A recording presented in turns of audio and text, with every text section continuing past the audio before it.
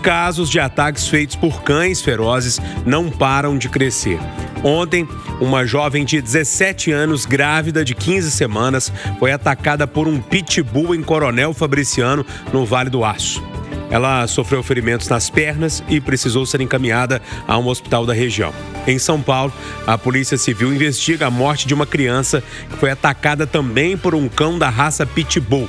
Aqui em Minas Gerais, o Corpo de Bombeiros capturou mais de 1.500 cães com comportamento agressivo em apenas 6 meses, uma média de 8 capturas por dia. Além de tudo isso, Eduardo Costa, tem uma lei que foi sancionada em janeiro, chamada Lei da Focinheira, aqui em Minas Gerais, que também não é cumprida. É um caso sério que a gente precisa falar um pouco mais. Bom dia. Bom dia a todos. Ô Júlio, existem alguns assuntos sobre os quais eu já esgotei, e o ouvinte do Conversa da Ação é testemunha. Eu já esgotei o meu estoque de vocabulário, de indignação e perplexidade, sabe? Estava pensando nisso hoje cedo, quando eu vi a notícia, eu fiquei lembrando de uma pessoa que eu tive o privilégio de conviver. Um grande mineiro chamado Olavo Leite Cafunga Bastos, né? Cafunga era uma inteligência acima da média, um zoador contumaz. Cafunga, entre outros jargões, inventou aquele de que no Brasil o errado é que é o certo.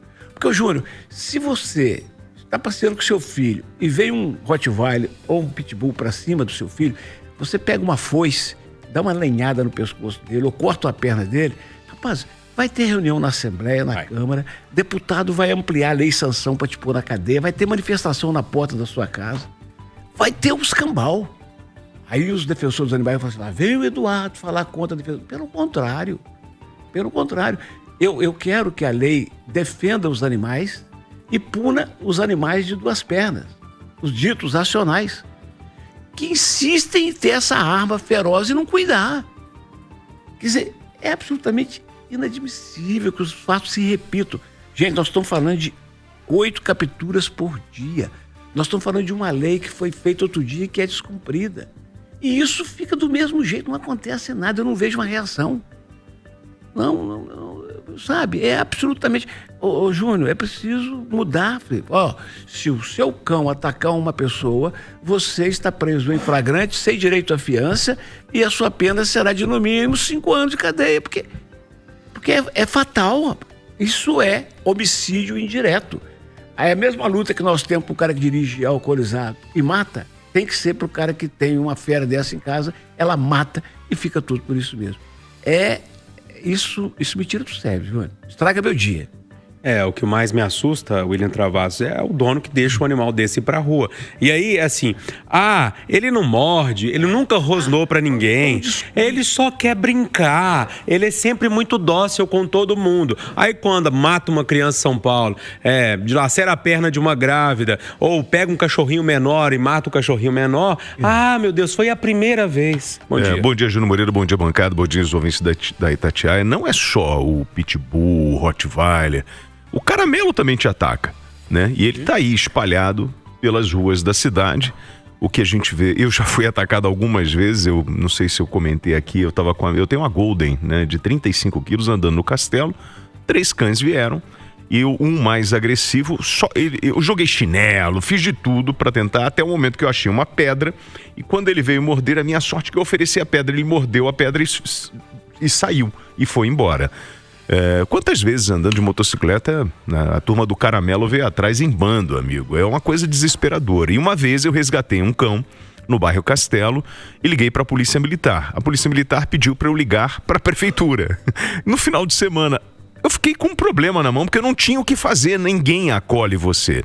E aí, eu, por sorte, fui num boteco e achei o proprietário do cão que fugiu. Ô Júnior, a gente cria as regras, né? Mas a gente não fiscaliza. Em relação ao comportamento do cão, eu acho que é importante frisar que, assim, todo filhote é uma graça. Seja de pitbull, de rottweiler, é bonitinho, é lindo. Só que ele vai crescer, ele dá trabalho, ele faz xixi, cocô, você tem que dar água, ele vai latir, você tem que dar o alimento. E o que acontece é que a pessoa compra o cão, ou ganha o cão, sei lá, e depois que o cão vai crescendo, ela amarra o bicho e coloca ele preso. Cara, esses cães, eles reagem ao tratamento que eles recebem. Isso reflete muito do comportamento do dono, do tutor deste animal. O que a gente está vendo é uma uma grande irresponsabilidade de algumas pessoas que não cuidam direito dos seus animais. Então, assim, você tem um cão de grande porte para garantir a segurança da sua casa. Mas se você isola, não sociabiliza esse cão, ele vai ficar mais agressivo. E a primeira oportunidade que ele tiver, ele vai sair. E qualquer bobeira, deixou o portão encostado ou um muro baixo, ele pode pular. Então, assim, a gente precisa responsabilizar as pessoas, mas eu acho que a gente tem que criar uma grande campanha de conscientização. Primeiro, não compre cão de ninguém. Não alimente essa indústria feroz que ganha dinheiro em cima da venda de animais. Adote um cão. E a gente precisa cobrar do poder público uma fiscalização maior em cima desses animais que estão abandonados no meio da rua. Porque é uma vergonha. Alguém fiscaliza alguma coisa, gente? Pelo amor de Deus. A gente não tem fiscalização, Júnior. Eu acho que esse é um ponto importante. Não adianta criar lei, fazer uma mobilização e depois você não conseguir aplicar aquilo. E essa captura de cães pela zoonose é outra mentira, viu? Ô Rita, e aí? Como é que você olha pra isso? Bom dia pra você. Pois é, Júnior. Os pets, né? Chamados assim, passaram a ser ou a conviver na maioria das famílias. E a gente não é mais nem dono de cachorro, a gente é tutor de cachorro. Então eu acho que se a gente é tutor, se existe toda essa preocupação, eu tenho cães, sempre tive a minha vida inteira, eu não lembro da minha vida sem um cachorro. Então existe a responsabilidade de você ter um animal. Então se a gente é tutor, se existe a lei, a responsabilização do tutor tem que haver também. E uma coisa que eu fico pensando, e se isso poderia ser aplicado, né, é como que você permite a criação de cães ferozes de grande porte em locais de alta densidade demográfica. Então, em centros urbanos, onde existe uma alta densidade demográfica, porque o risco de ocorrer uma tragédia é cada vez maior dependendo do número de pessoas que habitam determinada região. Então, eu acho que uma das coisas que poderiam ser pensadas é quais os tipos de raça que poderiam ser permitidos em centros urbanos. Porque é incompatível, porque é muita gente na rua. Então, esses cachorros, se eles... Eu vi hoje, não sei se é sargento do bombeiro, falando aí na Itatiaia, que você tem que olhar o portão, você tem que olhar o muro, você tem que tomar conta de tudo, dado o risco que esse animal representa. Então, eu acho que é pela responsabilização, pelo aperto na lei, e o tutor tem que ter, sim, responsabilidade sobre o animal que é dele. Então, é responsabilizar e pensar em que tipo de raça que pode circular em centros urbanos, porque isso seria também uma saída. Se você quer ter um animal de grande porte, vai para um sítio, vai para uma fazenda, porque a densidade de pessoas por metro quadrado é muito menor. Já vi pitbull que parece Lassie, de tão mansinho que é. Mas aí William, é a criação. Que papo é esse não é seu, papo. William? Não é papo, Júnior. Não, mas olha aqui, você falou, tem um negócio que tá martelando na minha cabeça desde a hora que você falou. Uma coisa, você falou que todo cachorro ataca, mas o Lulu da Pomerânia que eu tenho lá em casa, se te atacar é uma coisa, o pitbull se resolver te atacar é outra. Mas ele reage à criação que ele recebeu, Júnior. É isso que a gente tem que colocar na cabeça. E o cara pega e o cara estimula o animal a ser um cão de guarda. William, William, a cada raça tem sua característica. Eu tenho um cachorrinho aqui de 2 palmos e ele é caçador. Se botar um passarinho, qualquer coisa, ele vai para matar. Isso é da raça dele. Gente, é um doce de cachorro. Criando, então, uma grande fera. A gente tem que destruir esse tipo de raça, tem que proibir. Pra mim, não precisava existir pitbull no mundo. Não é destruir, mas é não permitir em ambiente urbano, tá doido. Porque o problema do cachorro... Minha filha tem um York Lata, uma mistura de Yorkshire com vira-lata. Eu parei de criar galinha depois que ele apareceu na minha casa, que ele matava todas. Então é o seguinte, o pitbull, eu também conheço pitbull manso, que brinca com criança. Só que tem o dia das 3 sexta-feira dele. Você não tem o dia que você tá bem da pá virada? Sim. Quando ele tiver com a pá virada, ele ataca o dono e mata. Mas aí qual é a ideia de vocês? Não, iniciar um processo de castração e eliminar essas raças. Olha, Desculpa. Com exceção para criador responsável que for cadastrado nos órgãos públicos, que assumir inteira responsabilidade e que se um cão dele atacar, ele vai preso sem direito a fiança. Olha só, pessoal, sem ver, olha coisa, essa aqui é séria demais também, tá? Tô chamando a atenção antes de começar para você prestar bastante atenção. Sem verba, o Ministério da Educação adota a compra escalonada de livros e foca apenas em português e matemática para o ano letivo de 2026. A decisão deve afetar principalmente alunos do 1º ou 3º ano do ensino fundamental. Os demais alunos da educação básica também devem ser afetados com a falta de livros ou atrasos. O alerta foi feito pela Associação Brasileira de Livros e Conteúdos Educacionais, que foi avisada pelo MEC sobre a compra parcial dos livros, essa compra que é necessária para 2026.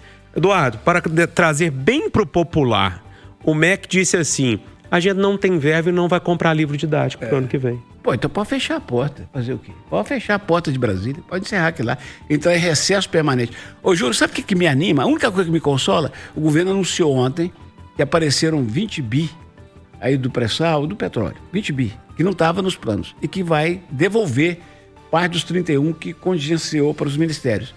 A minha esperança é que o Ministério da Educação seja contemplado e mude esse cenário de hoje para a semana que vem, no máximo. O problema, Rita, é que para imprimir livro gasta tempo. Então, se esse dinheiro não chegar rápido, que o Eduardo está falando, a gente vai ter um atraso no ano que vem. O nome disso, Júnior, é o pires na mão. Isso é a vergonha nacional, é a prioridade. Educação não é prioridade no país. Esse é o absurdo do Brasil. Essa é a pobreza do Brasil. Porque se nós tivéssemos cidadãos formados, cidadãos com educação de qualidade, nós não teríamos esse país hoje. Nós seríamos muito maior, seríamos uma potência. Mas há muitos anos há um descaso com a educação. E esse é o absurdo do Brasil. Termos 1/3 da população considerada analfabeta. E, olha, na hora de você priorizar a verba, porque o governo está com o pires na mão, porque gasta muito, gasta mal e não quer cortar na própria carne as suas despesas, não quer fazer uma reforma administrativa, não quer mexer na política de cargos e salários dos 3 poderes. Então, essa é a tristeza, essa é a tragédia do Brasil. Na hora que precisa contingenciar, o corte vai aonde? Na educação, no ensino elementar. Então, isso é uma... Olha, a gente devia sair do ar. Isso teria que ser censurado. Um país que faz uma coisa dessa merece ser censurado. É muita falta de visão de curto, médio e longo prazo. Precisamos eliminar esse gap da educação. Precisamos de inserir os indivíduos no século XXI. E na hora de fazer contingenciamento de verbas, o que é que nós vamos cortar? Vamos cortar no livro didático, pelo amor de Deus. Ô, William, posso fazer algumas perguntas? Vamos lá, manda aí. Algum sindicato você ouviu falando sobre esse assunto? Sindicato professor? Não. Não? Vamos lá, ping-pong, vai. Algum deputado de esquerda falou sobre isso? Não. Tá na capa dos principais jornais hoje? Não. E se fosse no governo Bolsonaro? E a turma tava na rua com bandeira. A culpa é do Bolsonaro. Mas sabe por quê? Porque o discurso do Lula é o seguinte: nós não vamos construir presídios, nós vamos investir em educação. É a fala do Lula.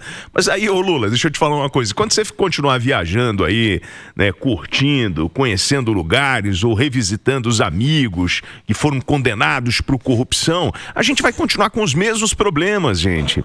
E aí, a rapaziada que fez o L, tá aí, ó. Ó, o resultado aí, a plataforma na educação. Cadê o dinheiro dos livros? Gente, eu fiz essas perguntas pro William porque, independentemente de governo, seja Bolsonaro ou Lula, livro didático é uma coisa muito séria. Principalmente para a turma mais pobre, porque isso vai afetar o pessoal mais pobre. Isso vai criar um abismo ainda muito maior do que já existe entre a educação particular e a educação pública no Brasil. Então isso é muito sério. E aí, independente de quem está no governo, nós como sociedade, jornalistas, professores, sindicalistas, deputados, sei lá quem que é, a gente precisa começar a falar desse assunto. Está todo mundo muito caladinho. Júnior, e é bem provável que eles entreguem o livro didático em agosto do ano que vem. E em agosto do ano que vem, assim que acabar as férias de julho, os professores de várias redes do país afora entram em greve, que acontece todo ano. Sim. Acontece todo ano. Não, mas aí passa todo mundo. Aí dá dó, passa todo mundo. E dá dó de você ver o distanciamento cada vez maior. O fosso, Júnior, entre a educação pública e privada, que era grande, aumentou muito na pandemia. Porque a escola privada tinha um ensino à distância decente, né? Enquanto o público se arrastava. E isso só vai aumentando. Gente, e nós estamos vivendo uma nova era em que tudo depende de inteligência humana, emocional e artificial. Despreparados, nós somos uma nação sem futuro. Amigo. Agora, vocês observaram como a escola cívico-militar gerou uma grande polêmica e todos fizeram manifestações, atacaram o governo. E agora, gente? Não tem livro. E aí? O que vocês vão fazer da vida? Gente, mais uma vez, hein? Independentemente de quem está no poder, nós, como sociedade, precisamos falar mais desse assunto. É muito sério criança ficar sem livro didático no ano que vem. E eu não estou vendo ninguém falar sobre esse assunto. Ponto final, nosso Conversa de Redação, que teve Eduardo Costa, William Travassos e a economista Rita Mundial.